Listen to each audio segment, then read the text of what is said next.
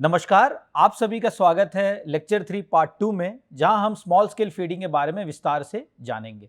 मैं हूं विवेक अशोक बोहरा, मैं हूं फैकल्टी IIIT दिल्ली से। चलिए आज का लेक्चर आरंभ करते हैं। तो जैसे हमने पढ़ा लास्ट लेक्चर में कि जैसे अगर ट्रांसमिट रिसीवर में डिस्टेंसेस काफ़ी ज़्यादा होती है, तो जनरली उसका इम्पैक्ट हम एवरेज के टर्म्स में इम्पैक्ट स्टडी करते हैं डिस्टेंस के बेसिस पे। जैसे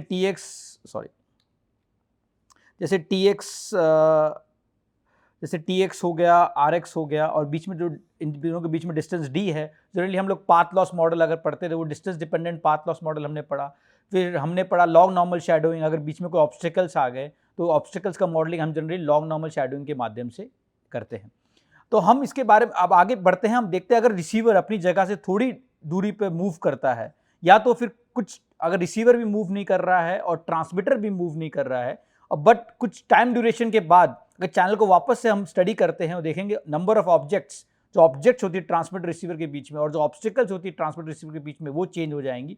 उसका जो इम्पैक्ट जो स्टडी होता है जनरली उससे हम स्मॉल स्केल फीडिंग की तरफ से उसके स्मॉल स्केल फीडिंग के माध्यम से उसे और ज़्यादा समझते हैं। तो जैसे स्मॉल स्केल फीडिंग का एक पैरामीटर ये होता है कि जैसे आप ट्रांसमिटर रिसीवर में आप ले लो, ट्रांसमिटर रिसीवर के बीच में अलग अलग तरह के पाथ्स हो सकते हैं। जैसे एक लाइन ऑफ साइट पाथ तो जो होता ही है, जो एक ट्रांसमिटर रिसीवर एक दूसरे को देख सकते हैं। उसके अलावा अन्य तरह के non line of site paths भी हो सकते हैं। वो उसके भी कुछ डिफरेंट प्रॉपर्टीज हो सकते हैं। जैसे हमने पढ़ा था, non line of sight path जो होते हैं वो रिफ्लेक्टिव पाथ भी हो सकते हैं, डायफ्रैक्टिव पाथ भी हो सकते हैं, स्कैटर्ड पाथ भी हो सकते हैं, depending upon the objects. Transmitter receiver में किस तरह के ऑब्जेक्ट्स होते हैं उसके बेसिस पे। तो हम अगर ये पाथ्स जो होते हैं जो एक ट्रांसमिटर रिसीवर के बीच में, ये पाथ्स या तो रिसीवर पे कंस्ट्रक्टिवली ऐड हो जाएंगे या तो डिस्ट्रक्टिवली ऐड हो जाएंगे। जब ये पाथ कंस्ट्रक्टिवली ऐड होंगे तो जनरली रिसीव पावर आपकी बढ़ जाएगी, और जब डिस्ट्रक्टिवली ऐड होंगे तो रिसीव पावर जनरली आपकी कम हो जाएगी। ये जो constructive and destructive addition of multi paths, इसकी वजह से जो आपकी पावर में फ्लक्चुएशंस आती है, उसे हम जनरली स्मॉल स्केल फीडिंग के माध्यम से पढ़ते हैं। तो चलिए आगे बढ़ते हैं।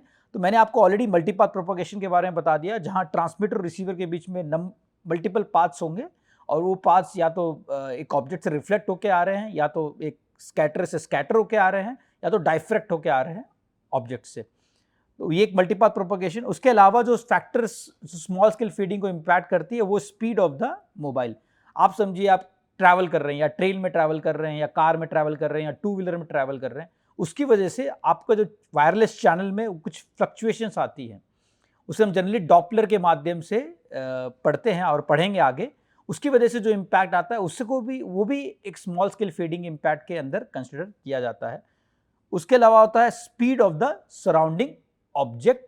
जैसे अगर आप भी स्टेशनरी हो और ट्रांसमीटर भी स्टेशनरी, समझो एक बेस स्टेशन है वो तो स्टेशनरी रहेगा, या एक्सेस पॉइंट वो भी स्टेशनरी है, और आप भी अपनी जगह पे बैठे हो और स्टेशनरी हो, बट ऑब्जेक्ट्स जो है वो अगर मूव कर रहे हैं, उसके वजह से भी आपके वायरलेस चैनल में वेरिएशंस आएंगे, और उससे भी हम स्मॉल स्केल फीडिंग के माध्यम से स्टडी करते हैं।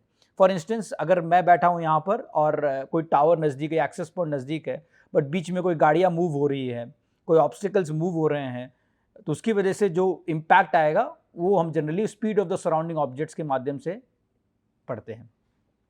और उसके अलावा एक और इंपॉर्टेंट पैरामीटर है वो transmission bandwidth of the signal. आपकी जो बैंडविड्थ है सिग्नल की, आप कितने बैंड में क्या बैंडविड्थ से आप सिग्नल भेज रहे हैं, और उसकी बैंडविड्थ जो है वो चैनल बैंडविड्थ, हम उसके बारे में आगे पढ़ेंगे, उसे हम कोहेरेंस बैंडविड्थ के नाम से भी जानते हैं, उसके मुकाबले ज़्यादा है या कम है, उसकी वजह से जो इम्पैक्ट आएगा उसे भी हम स्मॉल स्केल फीडिंग के माध्यम से और पढ़ते हैं।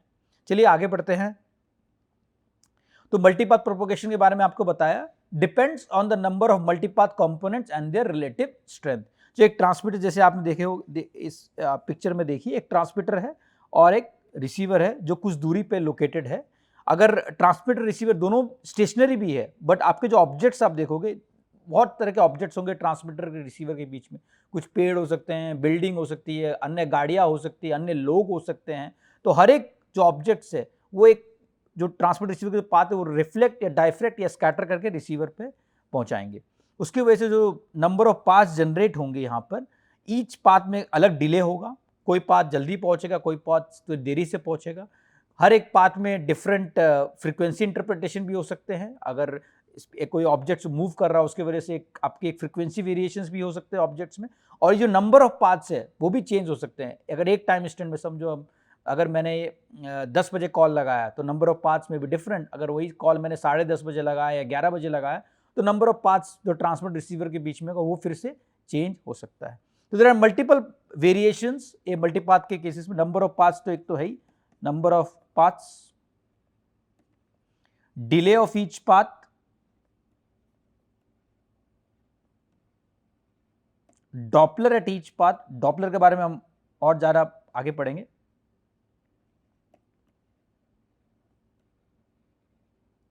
और उसके अलावा जैसे हमने बताया था कि नंबर तो है ही, डिले भी है, डॉपलर भी है, और रिलेटिव स्ट्रेंथ, हर एक पाथ का कितना रिलेटिव स्ट्रेंथ है।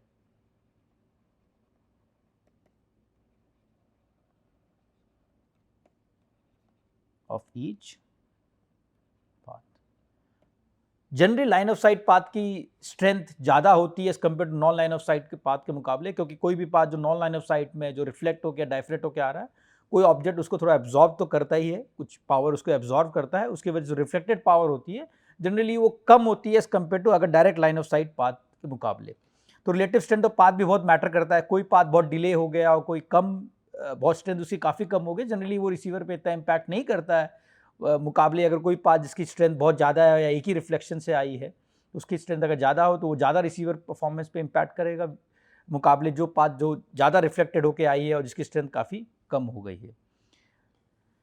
Example, urban areas with many buildings distributed over large spatial scale, there would be large number of multipath component with short time delays, whereas rural areas with few multipath components with larger time delays. अगर आप एक urban scenarios की बात करें, कोई बड़ी city की बात करें जहाँ पर बहुत सारी बिल्डिंग्स है, बहुत सारे व्हीकल्स है, वाहन है, तो एक ट्रांसमीटर से जो भी सिग्नल रिसीवर पे जाएगी बहुत सारे बिल्डिंग से रिफ्लेक्ट होकर, बहुत सारी गाड़ियों से रिफ्लेक्ट होकर रिसीवर पे पहुंचेगी। तो नंबर ऑफ मल्टीपाथ जनरली एक अर्बन सिनारियो में ज़्यादा होगी, number of multipaths, as compared to rural scenario जहाँ पर बड़ी बड़ी बिल्डिंग कम होती है, गाड़ियाँ कम होती है, तो रिफ्लेक्शंस कम होंगे।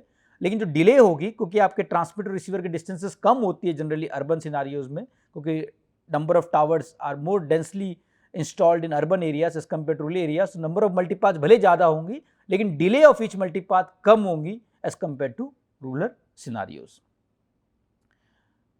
आगे देखते हैं स्पीड ऑफ द मोबाइल। आप जिस स्पीड में जा रहे हो, आप उस पे उसका भी इम्पैक्ट आपके स्मॉल स्केल फीडिंग को इम्पैक्ट करता है।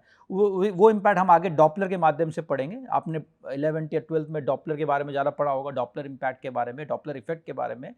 उसके बारे में हम भी आगे और पढ़ेंगे। तो डॉपलर तब जनरेट होता है जब अगर आप मूव कर रहे हो या ट्रांसमीटर मूव कर रहा है, उसके वजह से आपके जो रिसीव फ्रिक्वेंसी में एपरेंट चेंज होती है, जनरली हम उसे डॉपलर शिफ्ट के बारे में, डॉपलर शिफ्ट के माध्यम से जानते हैं। और जैसे मैंने बताया डिफरेंट मल्टीपाथ कंपोनेंट, जो डिफरेंट मल्टीपाथ कंपोनेंट है ट्रांसमीटर रिसीवर के बीच में, they may have different Doppler shifts, उसमें भी डिफरेंट डॉपलर शिफ्ट्स हो सकते हैं।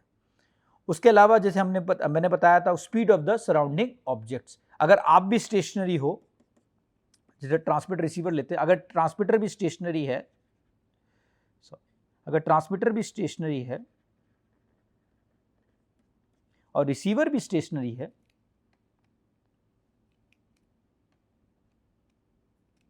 ट्रांसमीटर भी स्टेशनरी है और रिसीवर भी स्टेशनरी है,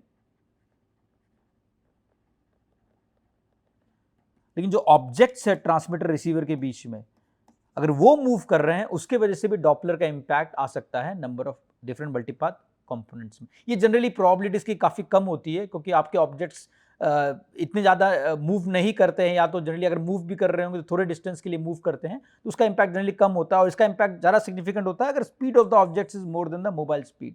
अगर आप भी मूव कर रहे हो और ऑब्जेक्ट्स भी मूव कर रहे हो और speed of the objects is far more than at which speed you are moving, generally इसका इंपैक्ट ज़्यादा होता है। जनरल केसेस में इसका इंपैक्ट इतना ज़्यादा नहीं होता है। उसके अलावा जैसे जैसे मैंने पहले बताया था, transmitter signal bandwidth of the signal का भी काफ़ी इंपैक्ट पड़ता है। तो wireless channel is modelled as a filter with specific bandwidth. जैसे वायरलेस चैनल मैंने बताया कि ट्रांसमीटर रिसीवर है और उसके बारे में डिफरेंट मल्टीपाथ कंपोनेंट्स है ट्रांसमीटर रिसीवर। ये कंप्लीट चैनल को हम जनरली एक फिल्टर के माध्यम से भी मॉडल करते हैं, जिसके बारे में आपको आगे बताऊंगा। और इसकी जिनसे ये फिल्टर के माध्यम से इसको मॉडल करते हैं, इसका इम्पल्स रिस्पॉन्स भी पढ़ेंगे हम इसके आगे जाके। इसको हम एक जनरली एक बैंडविड्थ के माध्यम से सिग्निफाई कर सकते हैं कि ये चैनल की एक स्पेसिफिक बैंडविड्थ है। अगर आपकी ट्रांसमीटर सिग्नल बैंडविड्थ, जिस ट्रांसमिट सिग्नल आप ट्रांसमीटर से कुछ सिग्नल भेज रहे हो, अगर ये ट्रांसमीटर सिग्नल की बैंडविड्थ ये जो चैनल बैंडविड्थ से ज़्यादा है या कम है, उस पे भी आपका रिसीवर सिग्नल में क्या इम्पैक्ट पड़ेगा, उस पे भी काफ़ी कुछ निर्भर करता है। तो the relationship between the signal bandwidth and channel bandwidth affect the fading rates and the distortion, so will determine if it's a flat fading. हम इसका आगे बढ़ेंगे कि फ्लैट फेडिंग चैनल क्या होती है और ये फ्रिक्वेंसी सिलेक्टिव फेडिंग चैनल क्या होता है, इसके बारे में हम आगे पढ़ेंगे। बट ये जनरली इस पर डिपेंड करता है आपकी ट्रांसमीटर सिग्नल बैंडविड्थ और चैनल बैंडविड्थ के बीच में क्या रिलेशनशिप है। अगर ट्रांसमीटर बैंडविड्थ ज़्यादा है चैनल बैंडविड्थ के मुकाबले, जनरली हम उसे फ्रिक्वेंसी सिलेक्टिव फीडिंग चैनल बोलते हैं। अगर आपकी transmitter signal bandwidth channel bandwidth से कम है, जनरली हम उसे फ्लैट फेडिंग चैनल बोलते हैं। ये हम इसके बारे में और अत्यधिक आगे पढ़ेंगे। So type of small scale feeding, generally small scale feeding को दो कैटेगरी में कैटेगराइज किया जा सकता है और ये दोनों कैटेगरी इंडिपेंडेंट है और दोनों फिनोमिना जिससे कहते हैं वो इंडिपेंडेंट है। एक तो टाइम डिस्पर्शन के माध्यम से, जो जनरली मल्टीपाथ और कोहेरेंस बैंडविड्थ और डिले स्प्रेड के माध्यम से जाना जाता है, और एक होता है फ्रीक्वेंसी डिस्पर्शन, जिसे हम जनरली डॉपलर स्प्रेड और कोहेरेंस टाइम के माध्यम से पढ़ेंगे। तो जैसे ये हो गया, ये आपका कोहेरेंस बैंडविड्थ है, इसके बारे में हम और डिटेल में आगे कुछ स्लाइड्स में पढ़ेंगे। और इसको जनरली डिले स्प्रेड के माध्यम से और जाना जाता है। और ये बीडी जो है, ये है आपका डॉपलर स्प्रेड और ये है कोहेरेंस। तो ये जो दो इंडिपेंडेंट फिनोमेना, जो टाइम डिस्पर्शन है, जनरली वो मल्टीपाथ की वजह से जनरेट होता है। कितने मल्टीपाथ्स है, इस मल्टीपाथ कितनी स्ट्रेंथ है, कितना डिले है, उसके ऊपर आपका टाइम डिस्पर्शन पैरामीटर मैटर करता है। और फ्रीक्वेंसी डिस्पर्शन, आप किस स्पीड में जा रहे हो, या तो ट्रांसमीटर की स्पीड में जा रहा है या तो आप किस स्पीड में जा रहे हो, और आपके सराउंडिंग ऑब्जेक्ट्स किस स्पीड पे जा रहे हो, उस पर मैटर करता है। तो ये दोनों के बारे में हम विस्तार से और आगे पढ़ेंगे। तो पहले हम समझते हैं डॉपलर शिफ्ट और डॉपलर स्प्रेड क्या होता है। डॉपलर शिफ्ट के बारे में मैंने आपको थोड़ी जानकारी पहले दे चुकी है कि अगर आप मूव कर रहे हो तो जनरली आपकी जो रिसीव फ्रिक्वेंसी है वो थोड़ी चेंज होगी आपके ट्रांसमीटर फ्रिक्वेंसी के मुकाबले। उसका जनरली हम डॉपलर शिफ्ट के माध्यम से उसका इन्वेस्टिगेशन, उसको स्टडी करते हैं। Suppose a mobile is travelling from point X to point Y. चलिए, एक मोबाइल अगर पॉइंट एक्स से पॉइंट वाई, समझिए कोई लोग है गाड़ी में जो मोबाइल यूज़ कर रहे हैं और वो पॉइंट एक्स से पॉइंट वाई तरफ ट्रैवल कर रहे हैं, और कोई ट्रांसमीटर कुछ दूरी में लोकेटेड है, कोई ट्रांसमीटर यहाँ पर दूरी में लोकेटेड है, इसे हम सोर्स बोल रहे हैं, और पॉइंट एक्स से पॉइंट वाई पे एक मोबाइल मूव कर रहा है विद वेलोसिटी वी। समझो गाड़ी की वेलोसिटी वी है और एक बंदा कोई गाड़ी में है जो मोबाइल में बात कर रहा है, और वो पॉइंट एक्स से पॉइंट वाई की तरफ मूव कर रहा है अलॉन्ग द पाथ डी। ये डिस्टेंस डी कवर कर रहा है पॉइंट एक्स से पॉइंट वाई के बारे में इसमें।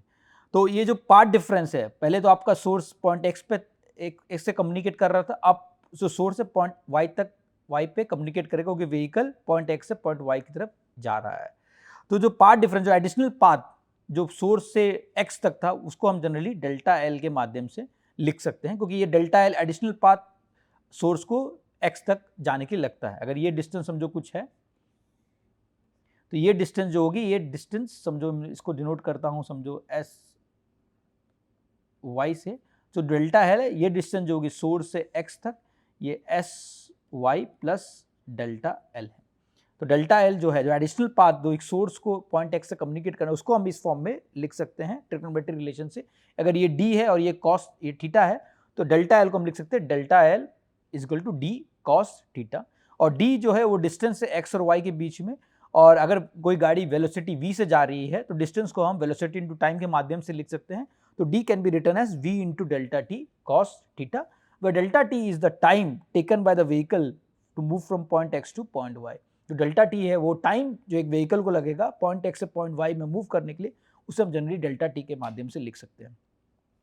Now the phase change at the received signal due to the difference in path length, क्योंकि अगर आप देखो कि सोर्स को ये एडिशनल पाथ कवर करना पड़ रहा था पॉइंट एक्स में कम्युनिकेट करने के लिए, तो ये phase change corresponding to this additional path length, क्योंकि आपके पाथ अगर बढ़ गई है ट्रांसमीटर से रिसीवर के बीच में, उससे करस्पॉन्डिंगली एक फेज चेंज भी होगा। तो जनरली आप जैसे मैंने पहले ही बताया था, लैम्डा जो वेवलेंथ होती है, एक आप कोई भी वेव ले लो, कोई भी साइन, अब let's take a sine wave, अगर एक ये जो वेवलेंथ होगी आपकी, ये लैम्डा हो गई, so lambda corresponds to phase change of 2 pi, am I right? So जो लैम्डा है वो that corresponds to a phase change of 2 pi. अगर एडिशनल पाथ डेल्टा एल है तो डेल्टा एल करस्पॉन्ड्स टू, अगर डेल्टा एल एक additional, एक wave को एडिशनल लेंथ कवर करनी पड़ी, एडिशनल पाथ डिफरेंस कवर करनी पड़ रही है, that will corresponds to a phase change of delta phi by 2 pi. ठीक है, तो जैसे मैंने बताया कि अगर आपका लैम्डा करस्पॉन्ड्स टू 2 पाई, अगर एक वेव है जिसको एडिशनल पाथ कवर करना पड़ा डेल्टा एल, तो वो उसका करस्पॉन्डिंग फेज चेंज क्या होगा, डेल्टा फाई, जैसे मैंने यहाँ लिखा है, sorry, delta phi by 2 pi.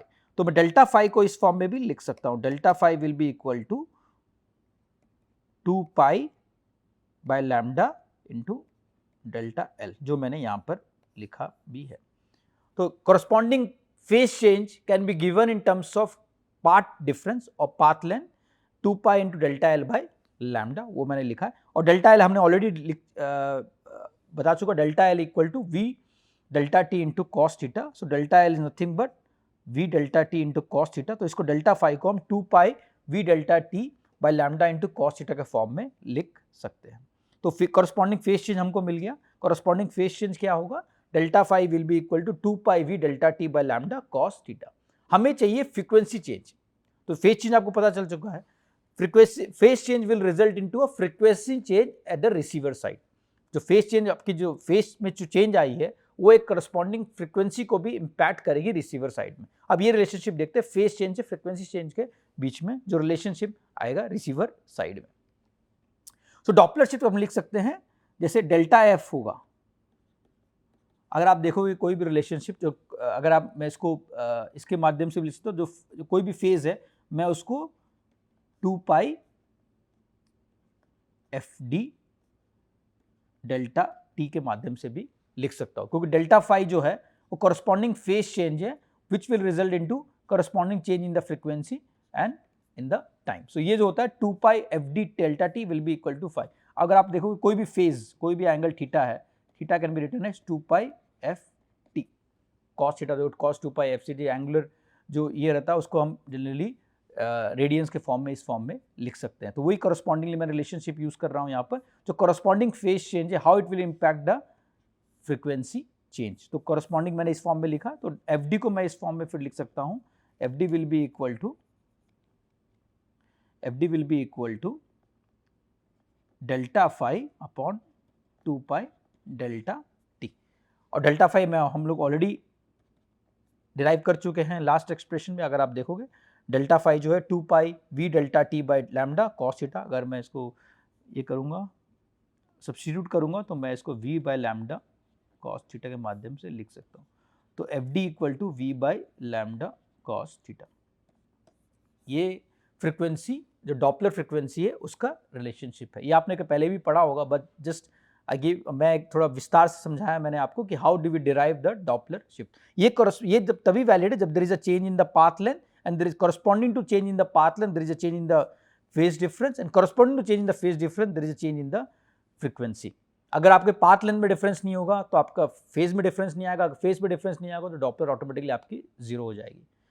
You got it? So this is what the thing is. If there is a change in the path length, it will correspondingly change the phase will correspondingly change the frequency. तो ये हमने relationship देखा Doppler shift को obtain करने के लिए। Interesting observation ये है, अगर आपका थीटा 0 है तो cos 0 will be 1। This is known as a maximum Doppler shift, और हम इसे डॉपलर स्प्रेड के नाम से जानेंगे। So Doppler is positive, the apparent receive frequency is increase, जो आपके रिसीवर फ्रीक्वेंसी जनरली इंक्रीज हो जाएगी अगर डॉपलर पॉजिटिव है। If mobile is moving towards the direction of the arrival of the wave, अगर एक mobile direction of arrival of the wave की तरफ मूव कर रहा है, जनरली डॉपलर पॉजिटिव होगा।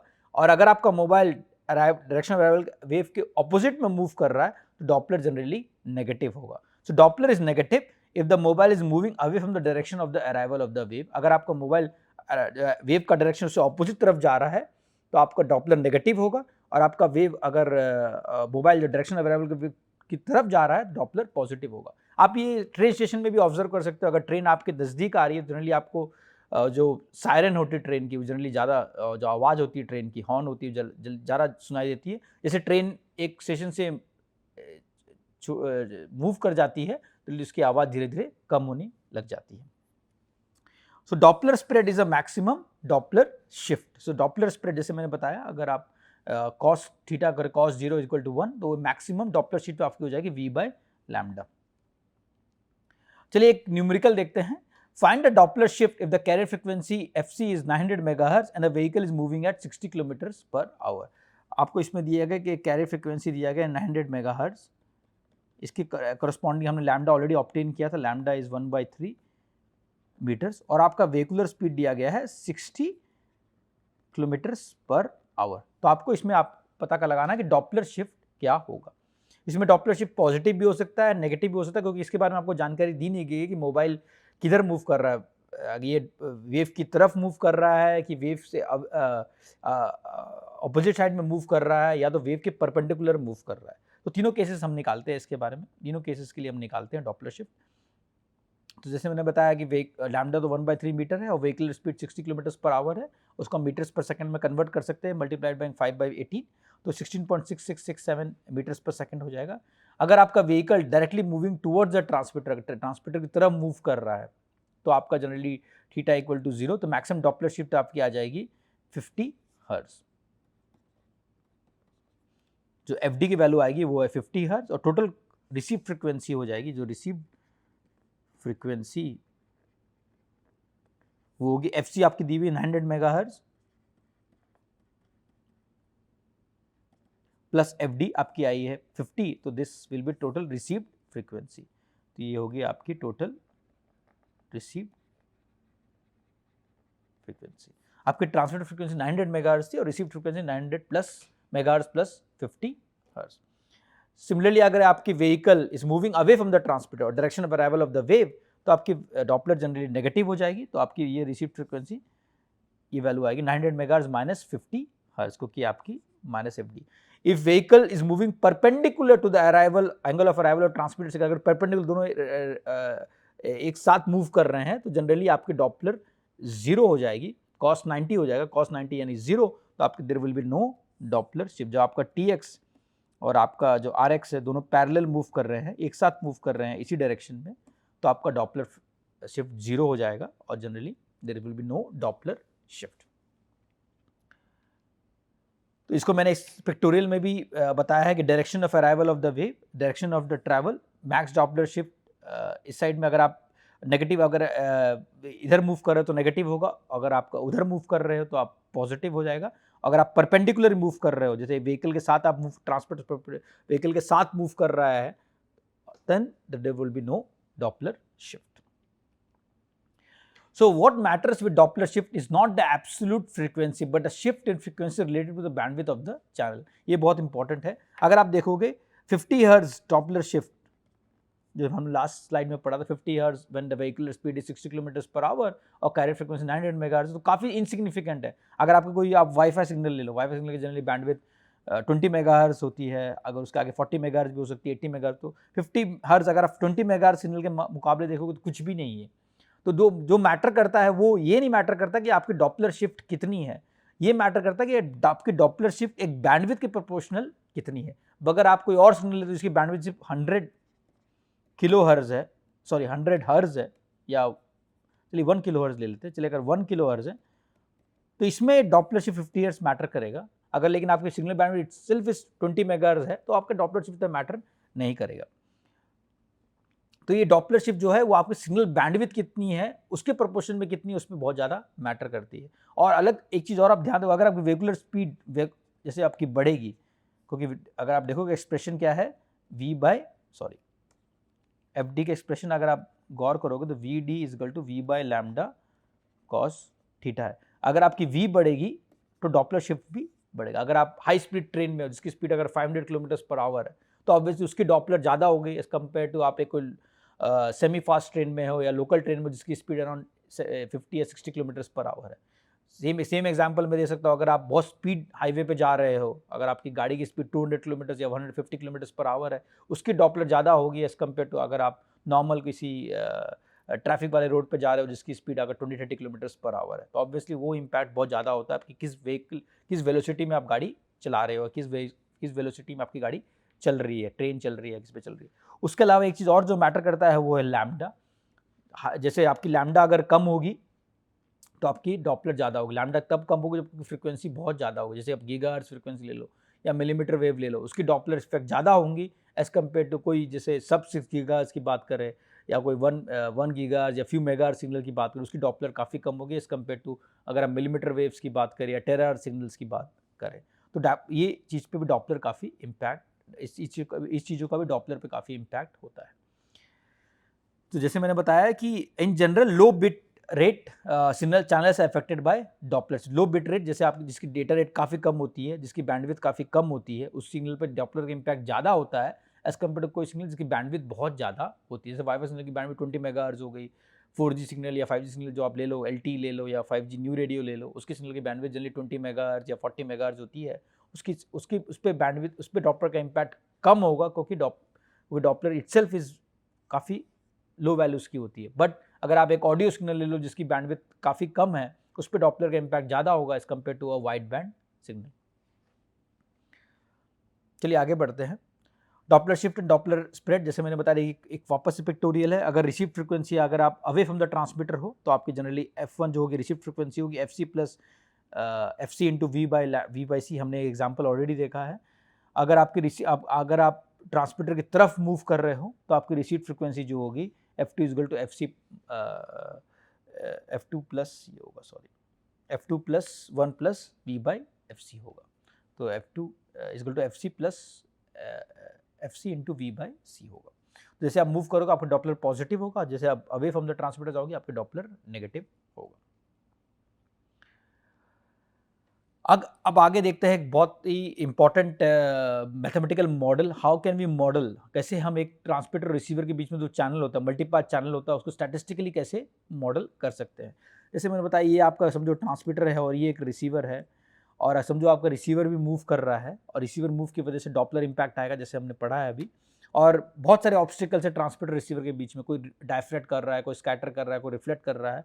तो ये जो वायरलेस चैनल है जो ट्रांसमीटर रिसीवर के बीच में है, इसको हम जनरली स्टैटिस्टिकली मॉडल कर सकते हैं। तो ये मल्टीपाथ चैनल भी, क्योंकि बहुत सारे पाथ्स है ट्रांसमीटर और रिसीवर के बीच में, इस पाथ को किस तरह से मॉडल करेंगे हम, उसके बारे में स्टैटिस्टिकली कैसे मॉडल करेंगे उसके बारे में और अधिक जानकारी देंगे। तो एक आप चीज ऑब्जर्व करेंगे, random number of multipath component each with random amplitude, random delay and random phase. तो आपके ट्रांसमीटर रिसीवर के बीच में नंबर ऑफ मल्टीपाथ्स रैंडम है, आपके ऑब्स्टिकल्स रैंडम है क्योंकि आप खुद मूव कर रहे हो, जैसे आप मूव कर रहे हो ऑब्स्टिकल्स चेंज हो जाएंगे, नंबर ऑफ ऑब्स्टिकल्स चेंज हो जाएंगे, उनके पाथ चेंज हो जाएंगे, उनके डिले चेंज हो जाएंगे, उनका एम्पलीट्यूड चेंज हो जाएगा। Random components change with time, जैसे मैंने बताया कि अगर आप एक जगह से दूसरे का मूव करते हो तो जो ऑब्स्टिकल्स है ट्रांसमीटर वो चेंज हो जाएंगे, तो उसकी वजह से भी चैनल पे इम्पैक्ट आता है। Leads to time varying impulse, channel impulse response. तो इसकी वजह से आपका जो चैनल इम्पल्स रिस्पॉन्स होता है, जिसको हम जिसे चैनल बोल रहे हैं ना, wireless channel,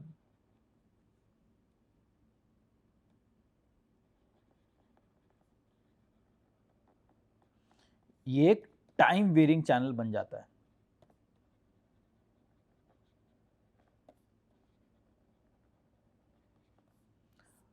time varying channel बन जाता है, जो चैनल टाइम के मुताबिक चेंज होता है। जैसे मैं जैसे एग्जांपल दे रहा हूँ, कोई ट्रेन जो आप देखोगे, अरे कोई ट्रेन जो दिल्ली या मुंबई जाती है, हर डेली एक सेम टाइम पे नहीं पहुँचेगी, किसी दिन 5 मिनट जल्दी पहुँच जाए, किसी दिन 5 मिनट लेट पहुँच जाए, किसी दिन 10 मिनट लेट पहुँच जाए, किसी दिन 20 मिनट लेट पहुँच जाए।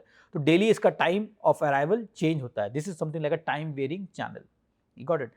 जो चैनल टाइम के मुताबिक चेंज होता रहे उसे हम जनरली टाइम वेरिंग चैनल के माध्यम से जानते हैं। तो वायरलेस चैनल भी जो है वो जनरली टाइम वेरिंग चैनल ही होता है, क्योंकि आपके जो ऑब्स्टिकल्स है ट्रांसमीटर रिसीवर के बीच में वो चेंज हो रहे हैं। अगर आप मूव कर तो उसकी वजह से भी चैनल चेंज हो रहा है, तो जो टाइम का जो वेरिएशन है चैनल में जनरली होता रहता है। तो statistical multipath channel model the multipath channel by random time varying impulse response. तो हम जो वायरलेस चैनल है उसको एक random time varying channel response के माध्यम से मॉडल करेंगे।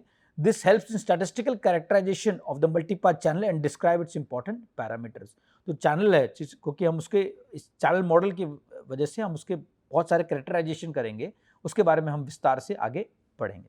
तो पहले हम देखते हैं, जैसे हमने ट्रांसमिटर सिग्नल, आप याद करोगे इक्वेशन 1.1 में पढ़ा था, एक आप यूटी जब लो पास इक्विवेलेंट भेज रहे हो और इसको हम इस फॉर्म में लिख सकते हैं, ट्रांसमिटर सिग्नल एसटी, उसको इस फॉर्म में हम लिख सकते हैं।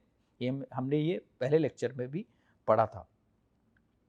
जो रिसीव्ड सिग्नल होगा, अब अगर हम एज्यूम कर रहे हैं स्टैटिस्टिकल मल्टीपाथ चैनल मॉडल, जब बहुत सारे मल्टीपाथ है ट्रांसमिटर रिसीवर के बीच में, ईच मल्टीपाथ कोई डिफरेंट एम्पलीट्यूड है, ईच मल्टीपाथ का कोई डिफरेंट डिले है, ईच मल्टीपाथ का कोई डिफरेंट फेज है, तो उसको अगर हम उस तरह से मॉडल करें तो एक रिसीव्ड सिग्नल जो होगा वो उसको हम इस माध्यम से लिख सकते हैं।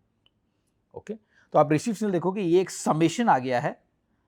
अगर हम एज्यूम करें जो मल्टीपाथ कंपोनेंट्स है वो डिस्क्रीट है, तो उसकी वजह से एक समेशन आ गया है। ये समेशन देखोगे n के बेसिस पे है, basic i equal to 0 to n alpha I T U T minus tau I T E to power J 2 pi F C T minus tau I T plus five D T. इसमें बहुत सारे components हैं, चलिए इसके each and every component को detail में समझते हैं क्या है। तो हमने कुछ ट्रांसमिट किया है, ये सिग्नल ट्रांसमिट किया एस ऑफ टी, उसका लो pass equivalent you of T है, और जो हमने रिसीव किया है हाई फ्रिक्वेंसी सिग्नल, जो रिसीव किया है बैंड पास सिग्नल, अगर आप उस तरह से जाना चाहते हो तो रिसीव किया है, उसको हम इस फॉर्म में लिख सकते हैं, real part of this complete equation.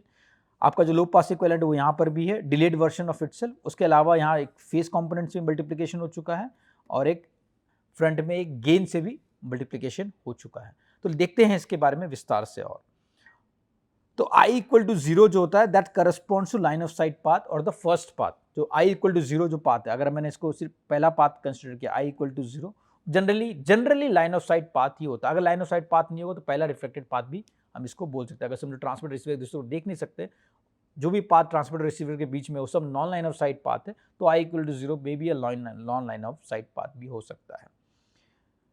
n of t जो है नंबर ऑफ रिजॉल्वेबल पाथ, जितने पाथ आप रिजॉल्व कर सकते हो ट्रांसमिटर और रिसीवर के बीच में, जैसे अब एक tx हो गया, एक rx हो गया और डिफरेंट ऑब्स्टिकल्स है, ये जो नंबर ऑफ पाथ्स आप रिजॉल्व कर सकते हो ट्रांसमिटर और रिसीवर के बीच में, उसको जनरली हम n ऑफ t के माध्यम से, रिजॉल्वेबल पाथ्स के बारे में और डिटेल में बाद में पढ़ेंगे। जो पाथ जनरली आप हर डिफरेंट टाइप से कैटेगरी कर सकते हो, क्योंकि एक सेम इसमें हर कोई path n of T generally is resolvable. आप जितने पाथ्स को रिजॉल्व कर सकते हो रिसीवर साइड में, डिफरेंट मतलब डिफरेंट इनपुट के माध्यम से कैटेगराइज कर सकते हो, डिफरेंट डिलेड इनपुट्स के माध्यम से कैटेगराइज कर सकते हो, उसको हम जनरली n ऑफ टी के माध्यम से डिनोट करें। नंबर ऑफ पाथ्स, समझो यहाँ पर 1 2 3 पाथ है, तीनों रिजॉल्वेबल है, तो n ऑफ टी की वैल्यू जनरली हम 3 लिख सकते हैं।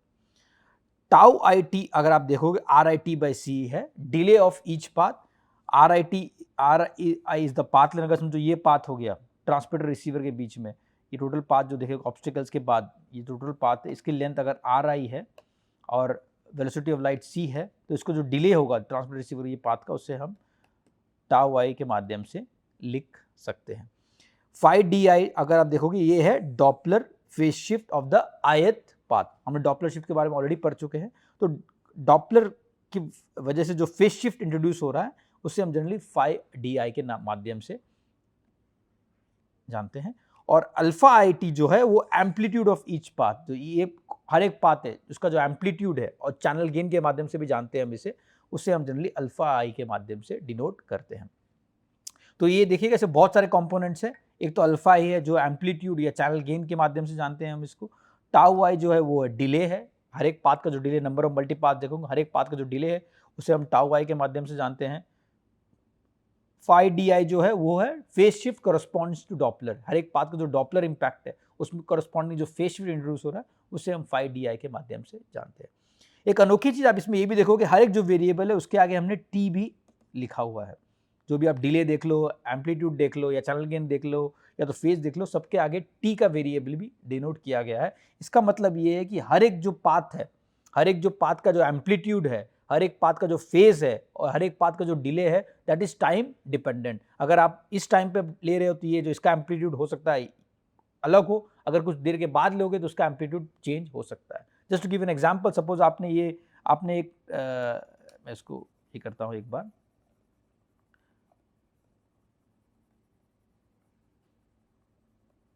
सपोज आपने ट्रांसमिटर रिसीवर लिया है और आपने कुछ टाइम इंस्टेंट, सपोज 10 बजे बात करते हैं, 10 बजे लेते हैं, 10 बजे ये आपने देखा कि ट्रांसमिटर रिसीवर के बीच में ये मल्टीपाथ कंपोनेंट्स है, मतलब 5 मल्टीपाथ कंपोनेंट है सपोज, और हर एक मल्टीपाथ कंपोनेंट का आपने लिया कि इसका अल्फा आई ये होगा, अल्फा 2, अल्फा 3, अल्फा 4, अल्फा 5, सबके 5 अलग अलग टाइप एम्पलीट्यूड है हर एक पाथ का।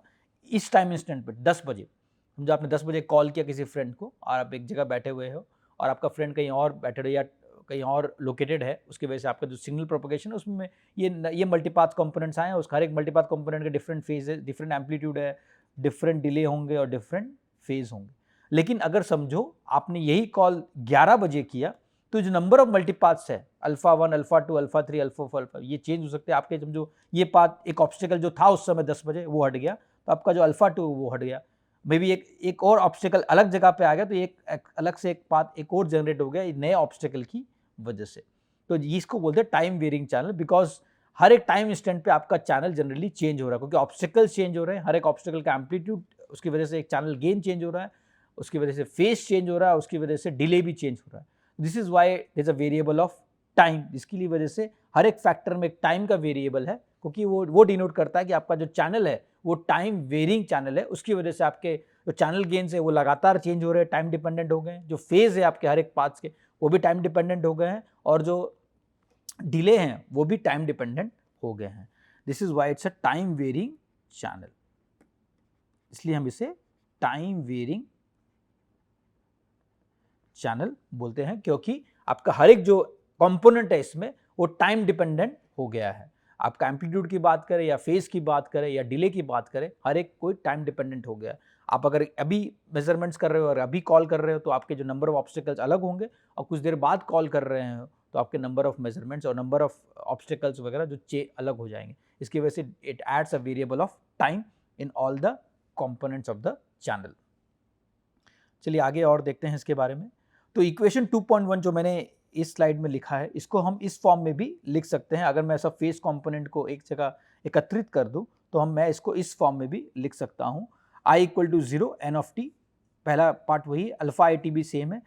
नाउ ये देखोगे ये takes into account all the phase component, ये जो ऑल द फेस कंपोनेंट है वो इसको हम इस माध्यम से लिख सकते हैं और बाद बाकी जो इक्वेशन का पार्ट है वो सेम रहेगा। और मैंने हाई फ्रिक्वेंसी वेरिएशन जो है e⁻j2πfct को बाहर निकाल दिया है इसमें से। तो ये पार्ट आप देखोगे, अब ये जो होगा जनरली इसको हम आगे और बताएंगे। तो ये जो फेस कंपोनेंट है phi i t वो होगा, अगर आप पिछले स्लाइड में देखोगे 2πfc tau i t minus F D टा। सो ये जो है या वही चैनल गेन्स है, एम्पलीट्यूड है। सो और जो phi कंपोनेंट है phi i t it can be written in this form. जो अल्फा आई टी है जो चैनल गेन है जनरली वो पाथ लॉस और शैडोइंग पे डिपेंड करता है, that is distance dependent parameter, क्योंकि आपका हर एक पाथ को डिस्टेंस ट्रैवल करके रिसीवर पे आ रहा है, कोई ऑब्स्टिकल से रिफ्लेक्ट होकर आ रहा है, तो वो जो है जनरली अल्फा आई टी जो हमने अभी तक पढ़ा था पाथ लॉस शैडोइंग उसको रिप्रेजेंट करता है। phi i t जो है वो डिले और डॉपलर को रिप्रेजेंट करता है। जो phi i t आपके डिले की वजह से जो फेज शिफ्ट आया है या डॉपलर की वजह से जो फेज शिफ्ट आया है उससे generally phi i t represent करता है। ये बहुत इंटरेस्टिंग फिनोमेना, आप प्लीज नोट कीजिएगा। अल्फा आई टी वो path loss and shadowing, that is distance dependent parameter. को डिस्टेंस अगर डिस्टेंस ज़्यादा होगी तो phi i t जनरली कम होगी क्योंकि पाथ लॉस बढ़ेगा।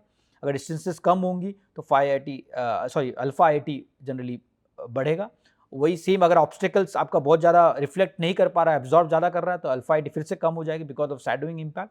तो अल्फा आई टी जो है वो आपके पाथ लॉस शैडोइंग का इम्पैक्ट बताता है, वेरएज phi i t जो है वो आपके डिले और डॉपलर की वजह से जो फेज शिफ्ट इंट्रोड्यूस हो रहा है उसके बारे में आपको बताता है। तो alpha I T and phi i t both are random independent process, क्योंकि अल्फा आई टी जैसे मैंने बताया ये टाइम वेरिएशन है और नंबर ऑफ ऑब्स्टिकल्स भी चेंज हो रहे हैं, टाइप ऑफ ऑब्स्टिकल चेंज हो रहे हैं, तो एक रैंडम वेरिएबल बन गया। सिंस ऑब्स्टिकल्स चेंज हो रहे हैं उसके रिफ्लेक्शन कोफिशिएंट चेंज हो रहे हैं या डायफ्रैक्शन कोफिशिएंट चेंज हो रहे हैं, उसकी वजह से phi i t जो आपका फेज है वो भी एक रैंडम वेरिएबल हो गया है। तो जस्ट अगर आपको और डिटेल्स के बारे में जानना है तो मैं उसके बारे में और बताऊंगा बाद में। तो अल्फा आई टी जनरली हम लोग इसको रेलेक फेडिंग के माध्यम से भी मॉडल करते हैं और उसके अलावा राइसिन भी होता है, नाकागामी भी होता है, इसके बारे में वो विस्तार से आगे पढ़ेंगे। और phi i t जनरली हम इसे यूनिफॉर्म डिस्ट्रीब्यूशन के माध्यम से 0 to 2 पाई के बीच में यूनिफॉर्म डिस्ट्रीब्यूशन के माध्यम से भी मॉडल करते हैं। इसके बारे में भी हम आगे और डिटेल में पढ़ेंगे। तो आप इस चीज़ को प्लीज़ नोट कीजिएगा, अल्फा आईआईटी और फाई आईआईटी दोनों एक रैंडम इंडिपेंडेंट प्रोसेस बन गए हैं, क्योंकि आपके जो ऑब्स्टिकल्स है ट्रांसमिटर रिसीवर के बीच में वो रैंडम है, उनमें उनकी वजह से रैंडम एम्पलीट्यूड जनरेट हो रहे हैं और रैंडम फेज जनरेट हो रहे हैं, रैंडम डिले जनरेट हो रहे हैं, और उसकी वजह से we can model alpha IIT and phi IIT as random independent process. और आगे आगे पढ़ेंगे, अल्फा आईआईटी जनरली हम रेलेग मॉडल रेलेग डिस्ट्रीब्यूशन के माध्यम से मॉडल करते हैं जनरली, और फाई आईआईटी को जनरली हम यूनिफॉर्म डिस्ट्रीब्यूशन के माध्यम से मॉडल करते हैं। अगर मैं इस इक्वेशन को 1.2 से कंपेयर करूं, जहां पर हम लोगों ने रिसीवर लो पास इक्विवेलेंट के बारे में बताया था, तो ये पार्ट जो आप देखोगे, ये वाला पार्ट, इसको हम लो पास इक्विवेलेंट रिसीवर साइड के माध्यम से भी रिप्रेजेंट कर सकते हैं। अगर आप u ऑफ टी जो आपका था, u ऑफ टी अगर लो पास इक्विवेलेंट ट्रांसमीटर में है, तो v ऑफ टी जो है वो रिसीवर का लो पास इक्विवेलेंट होगा। लेकिन आप देखोगे ये जो एडिशनल फैक्टर आया है, जो डिले का आया है, फेज का आया है और चैनल गेन का आया है, ये बेसिकली चैनल इंट्रोड्यूस पैरामीटर्स है जो एक ट्रांसमीटर लो पास इक्विवेलेंट को इम्पैक्ट करते हैं ताकि आपको रिसीवर में ये मिले। अगर आपका चैनल डिस्टॉर्शंस नहीं होता, अगर आपके चैनल में कोई डिस्टॉर्शंस नहीं होते, अगर आपके चैनल में कोई फेज शिफ्ट नहीं होता, ऑब्स्टिकल्स नहीं होते, तो जनरली लो पास इक्विवेलेंट को मैं जनरली बस इस फॉर्म में भी लिख सकता था।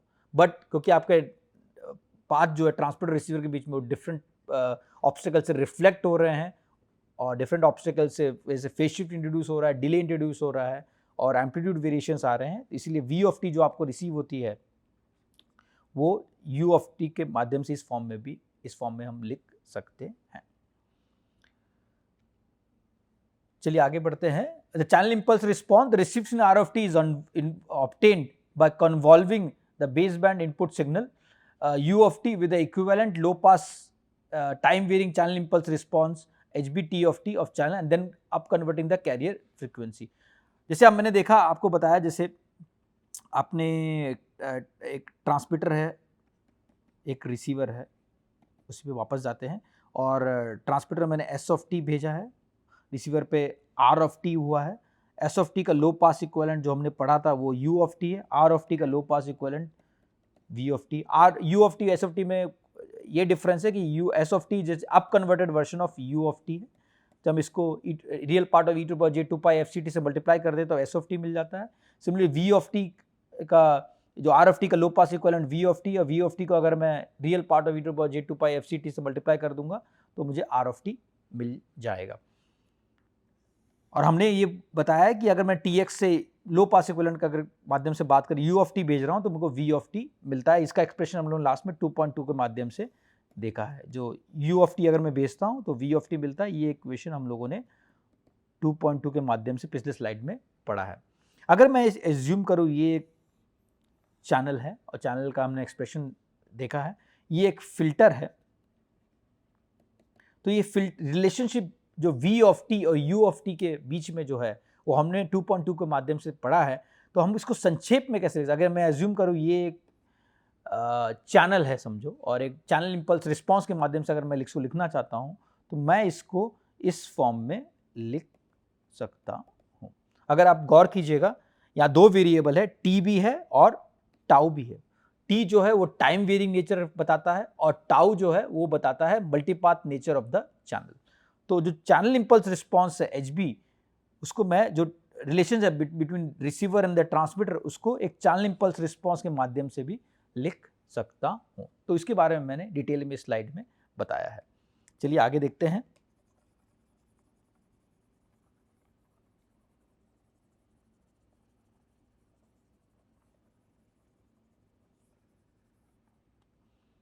तो जैसे मैंने बताया, from equation 2.2 and 2.3 hb tau t, इसको हम इस फॉर्म में लिख सकते हैं।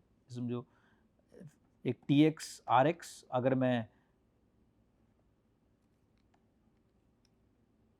u of t low pass equivalent अगर ट्रांसमिट हुआ है और v ऑफ t रिसीव हुआ है, जो चैनल होगा ट्रांसमिट रिसीवर के बीच में, इसको मैं hb टाउ कॉमा t के माध्यम से लिख सकता हूँ। तो ये अगर आप देखोगे, अगर u ऑफ t को मैंने कन्वॉल्व किया H B tau comma T से, तब मुझे वी ऑफ टी मिल जाएगा। तो अगर मेरे को वी ऑफ टी का एक्सप्रेशन पता है, वी ऑफ टी का एक्सप्रेशन मैंने 2.2 में पढ़ा है, तो H B tau T from 2.2 and 2.3 मैं इस माध्यम से लिख सकता हूँ। आप देखोगे ये है चैनल इम्पल्स रिस्पॉन्स को जिन्हें CIR बोलते हैं, चैनल इम्पल्स रिस्पॉन्स बोलते हैं। अगर आप गौर फरमाओगे ये टाउ जो है that captures the variation of the multipath, और टी जो है that captures the variation with respect to time. तो इसको इस फॉर्म में आपके लिख सकते हो। जो डेल्टा है यहाँ पर, इसको हम डायरेक्ट डेल्टा फंक्शन भी बोलते हैं, आपने इसके बारे में पहले भी पढ़ा होगा। तो जब बस आप देखोगे मैंने u of T minus tau को delta tau minus tau I T से रिप्रेजेंट कर लिया है। ये भी आप देखोगे time varying channel impulse response है, क्योंकि यहाँ फैक्टर ऑफ टाइम है। हर एक टाइम में ये channel impulse response generally change होगा। अगर मैंने u ऑफ टी को कन्वॉल्व कर दिया एस बी टी को, तो मुझे v ऑफ टी रिसीवर पे मिल जाएगा। तो this is nothing but the channel impulse response और represent the low pass equivalent response of the channel at time t to the impulse at the time t minus tau. अगर एक time t पे आपको channel impulse response पता करना है, तो उसका एक जो इम्पल्स t माइनस टाउ में जो जनरेट हुआ था, उसके बेसिस पे हम H B tau comma T के बारे में पता कर सकते हैं। अब इसके ऊपर हम और डिटेल्स में चैनल इंपल्स रिस्पॉन्स के बारे में और डिटेल्स में आगे जाके पढ़ेंगे। तो ये जैसे H B tau comma T आप देखोगे, तो H B tau comma T में जैसे दो एक्सिस है, tau 0, tau 1, tau 2, tau 3, tau 4। ये आपका मल्टीपाथ के बारे में बताता है और ये आपका टाइम वेरिंग नेचर के बारे में बताता है।